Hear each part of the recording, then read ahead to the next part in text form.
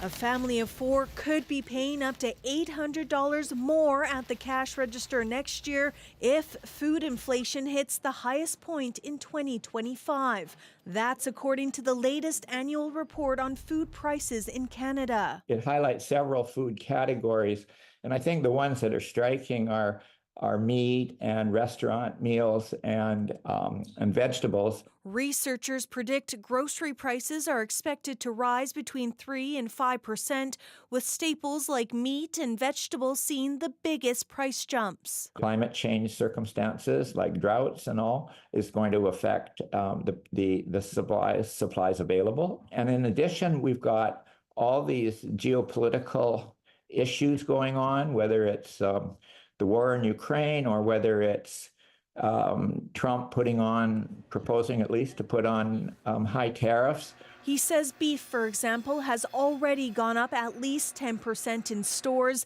and for certain cuts, that hike is even larger. Everything's too expensive, and rent's going up, and everything else too. So it's not sustainable. I don't know how people can do it.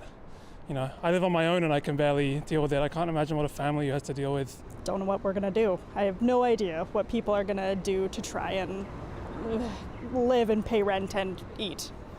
It's a lot of choices to have to compromise. Everyone has to eat, everyone has to put some food on their plate, and there needs to be some strict measures for affordable groceries or affordable food for everyone.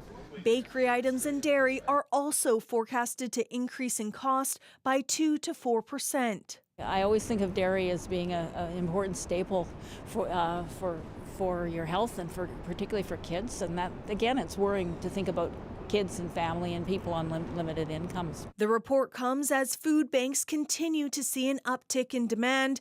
BC Food Bank says they're seeing more than 225,000 monthly visits, up 15% over 2023. And while the latest numbers may be hard to digest for some, Barrichello says consumers should take it with a grain of salt after the cost of food for this year came in on the lower end of its estimates.